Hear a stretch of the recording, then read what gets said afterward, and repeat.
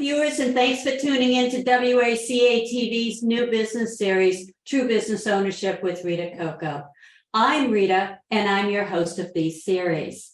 In every monthly episode, we bring to you, small business owners, best business practices so that you can grow your business to the desire you want without the suffering, without the stress, and without the sacrifice. We call this kind of growth and ownership true business ownership. And every month we bring on an expert who will talk to us about how to implement those best business practices into our company. And today's, there's no exception. We have a guest with us who is going to go over the topic, getting the best ROI out of a professional designer. Now wait. Don't touch that remote and say, I've got my marketing materials covered. I don't need a designer. Or you do it yourself. You want to stay on a little bit longer. Or you've had a designer before and you may want to check out another way or another type of designer. Please stay tuned because these are all good reasons for you to be with us today. So I can't wait to introduce my guest today, who is Jan Miele of Miele-Fleury Graphics. Hey there, Jan, welcome. Hi, Rita, and thanks so much for having me on your show. It's an honor and a pleasure to be here. You and I have been talking before we went into this session today, and we talked about what is the best use of your time, of the viewers' time to get what they need from a graphic designer, a professional designer. And you said, let's start with reduction and reducing stress. Of course, you know, I really love that when someone can join me in helping a business owner reduce stress. So let's start there, Dan. All yours. All righty then. Thank you, Rita. I've often noticed that you advise your clients on business leadership all the time. One of your missions, as you so aptly describe it, is to help business owners have the business they really want without the sacrifice, suffering, and stress. So a major stress reducer and a characteristic of great leadership, I might add, is the capacity for delegation.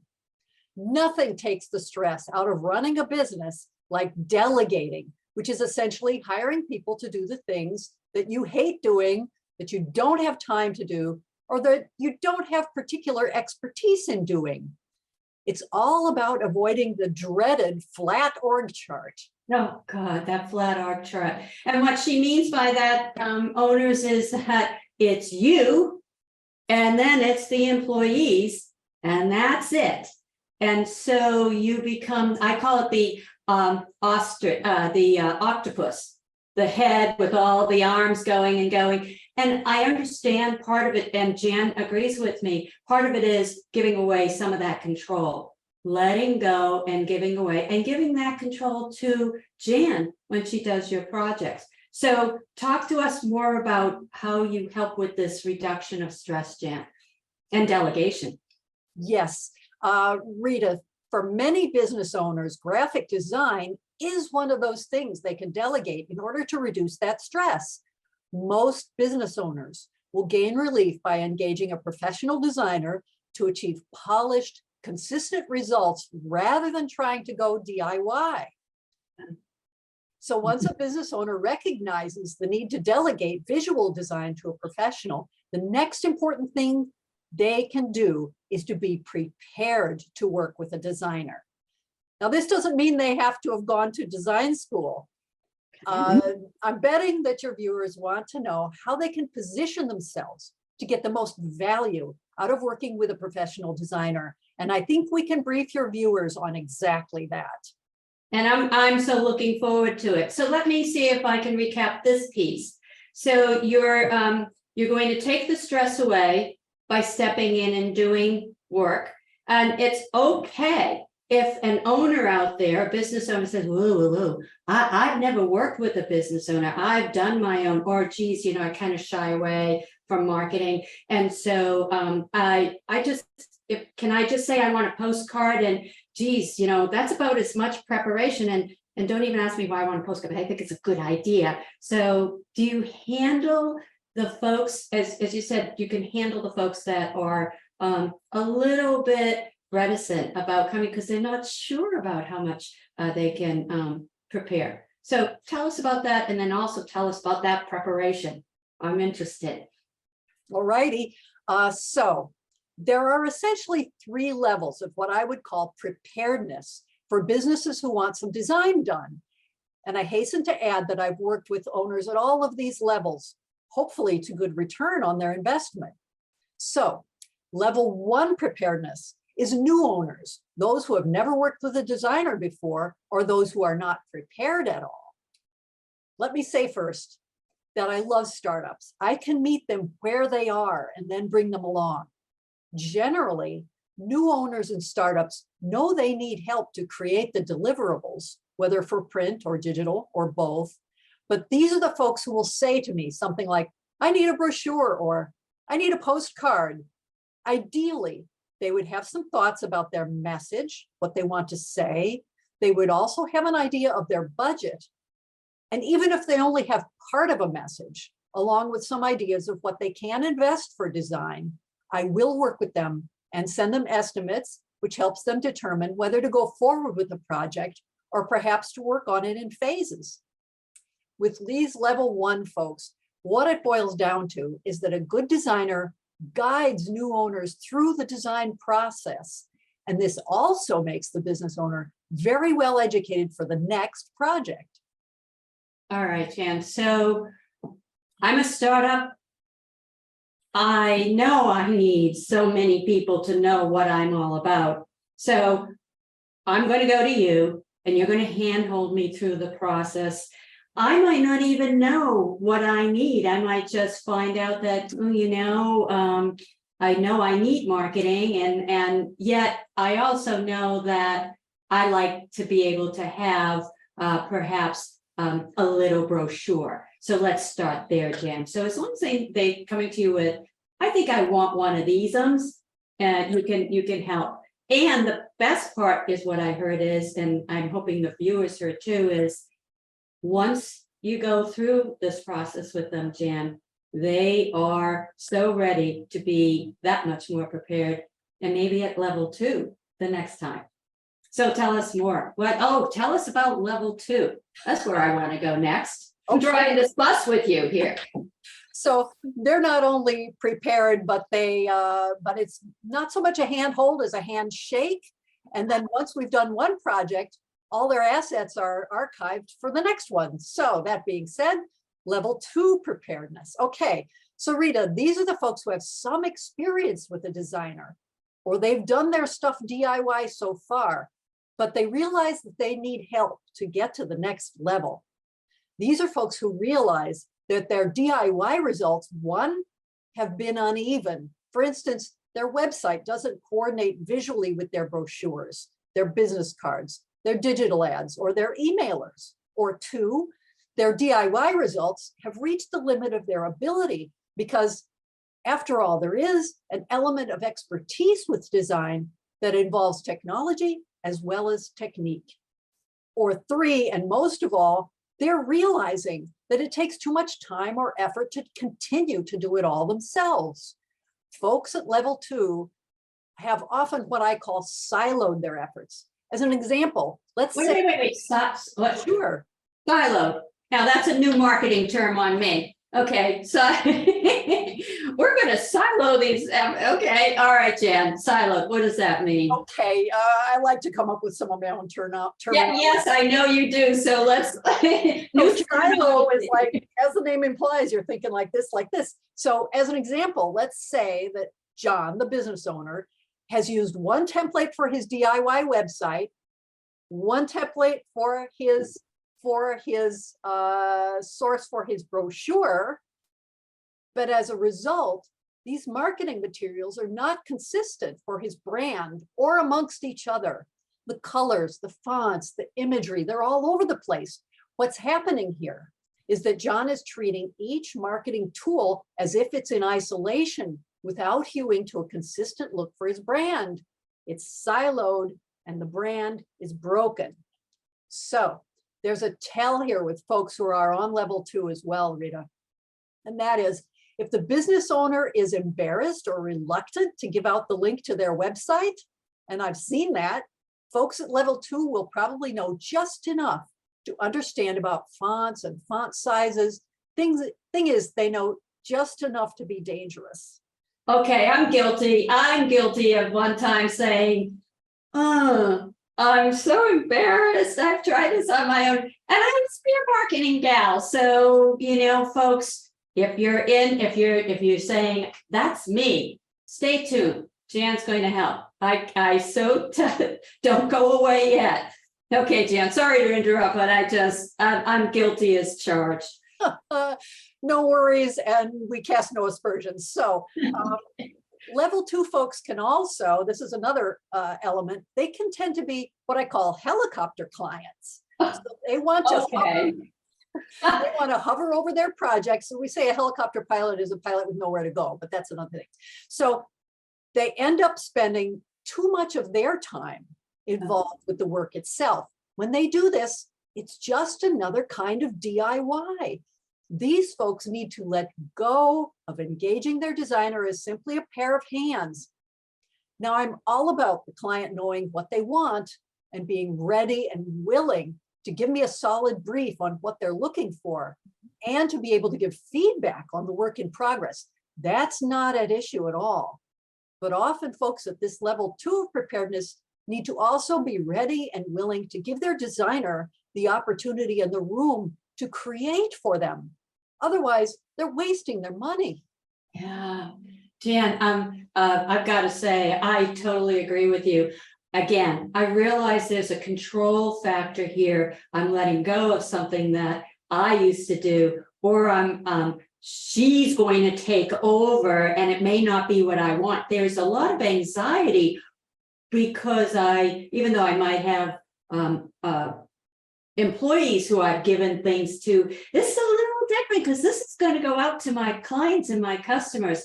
So, it's tough for folks to say, all right, I'm not going to breathe. I'm not going to look over your shoulder. And you will give them opportunities to look at all this stuff way later. So yes, it's tough letting go. And so, yeah, but I know you handle that for them and you're very easy and soothing with them. So tell us more.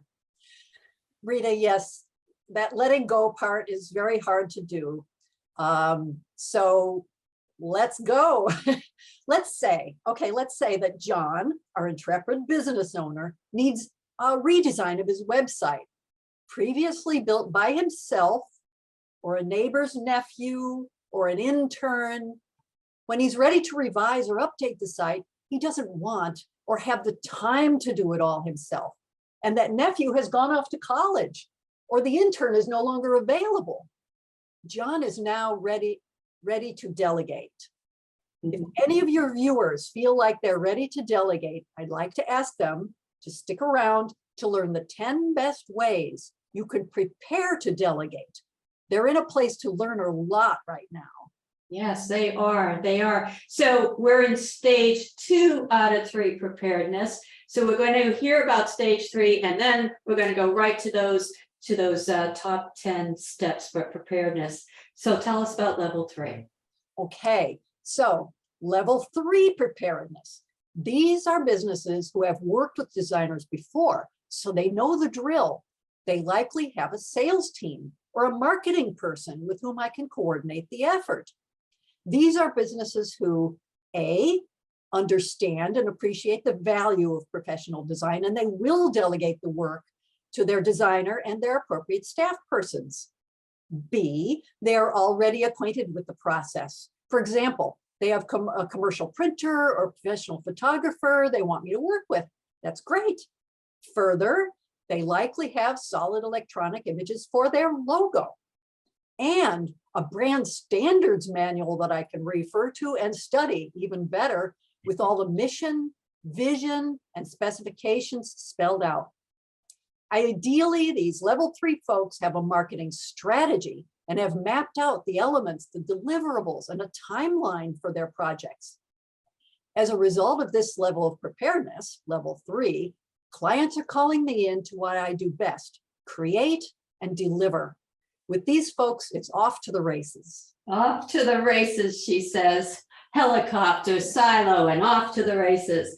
So now I'm in that first category, so I might be a little intimidated here saying, a standard manual? Oh my goodness, what's that? You know, so I'm hyperventilating. So let's tell the viewers to calm down, right? Because again, you work with the startups, you work with people who are established, but it's their first time doing this material. And sometimes owners don't skip, you know, have a lot of word of mouth. And then they say, oh, it's time to go to a material. And they're 5 years or 10 years in the business, and they haven't had that, maybe have a website, but clearly these other materials, these other marketing communications, you know, deer in the headlights. So again, Jan, you're the one who's going to take care of level 1, 2, and 3, right? Yes, absolutely. I can and will work with clients who are at any level. I will always do my best to bring it on, what's needed from them and from me to get the work done. Designers are essentially creative problem solvers by nature. It is, after all, as it was originally termed, commercial art. It's art in the service of commerce, with service being the operative word for me and commerce being the operative word for the client. Got it. Okay, I like that, the way you've set that up. And clearly, with the 3 different levels, we know where we are. We know you're going to help us with each one of these levels, so we're comfortable with that. And now I feel this should be a little drum roll. We can go right over to our 10 different steps to prepare to work with you. Can we do that? Yes, indeedy. So, Rita, viewers, buckle up for a rapid fire list of the top 10 ways to prepare to work with a designer, regardless of the medium, print or digital. Here we go. Number 1, know your goals. Be ready to tell me your goals, what you're looking to achieve and communicate, so we can discuss your options. This will be true whether it's a single direct mail piece, and we need to talk about that, a website, or an entire strategic campaign. 2, know your audience. Who are you talking to with these marketing materials? Have a profile description of the people you want to reach so you can communicate with them effectively. 3, know your message and tell me what it is and what's behind it. It's not about just what you do, but the why. Ideally, you have your topics, your headlines, your copy already written, and you leave it to me to create the visuals to get the messages across. If needed, I can come up with the concepts to make the messages memorable, funny, or impactful with the right voice for the brand. Okay, so I'm going to group these 3. Actually, you group these 3. When we talked, and because Jan did talk with me about this, and I just am so fascinated by this whole process. And you said these are marketing fundamentals. Goal, I wrote them down: goal, audience, and message. So we got to know what we want out of this. We've got to know who we're talking to, and we've got to know what are we going to say to get them to do what we want them to do to reach our goal. So that's all wrapped up in one of those 3 fundamentals. So that's a club. So that's a bucket. All right. So if we don't have those ready for you, you handshake and you work side by side with them to get that to happen. Okay, Jan, I've got bucket 1. Very good. So we make it happen. That's the thing. So moving right along to item 4 out of the top 10. Here's an important one. Know by when. If there's a deadline, I need to know that at the very start. Please don't assume you know how long any particular step of the process will take. Hint, it's usually more than you thought. Okay, number 5. Know who I'll be working with. decide in advance exactly who I will be working with on the project. Who is my primary contact person within your organization for reviews of work in progress and for final approvals? Also, send me contact information for your key vendors. If you have a commercial printer or photographer you want me to work with, or if you have a digital advertising agency or publication, print or online where you want these materials to appear, get me their contact information, because that way I can talk tech on the deliverables directly with these professionals, ideally even before I begin to design. Number 6, if at all possible, know your budget. This is your investment. So ideally, as a business owner, you have a budget in mind. We can work together to scale the project or negotiate on costs. Number 7, have reference materials. By these, I mean prior or existing materials. Send these to me, let me have a look at them, no matter how bad you think they are. Don't clean house before the maid shows up. Believe me, I've seen it all. Send me any printed materials you have and links to your internet presences. The more I know about what's already out there, the better we'll be able to build upon that, improve on it, or even replace it with a fresh new direction. And finally, if you're lucky enough to have a brand standards manual or access to online corporate or franchise image assets, send me that information. Of course, you do send me your digital files that you have for your logo. If they're in rough shape, I can help there.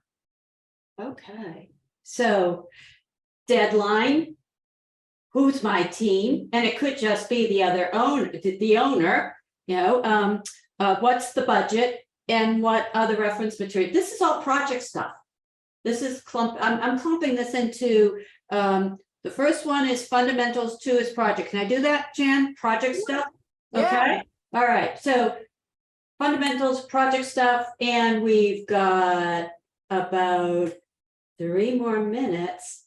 Can you believe it? You're doing good. You're doing good. I think we can cover in 3 more minutes, 8, 9, and 10, and then wrap up.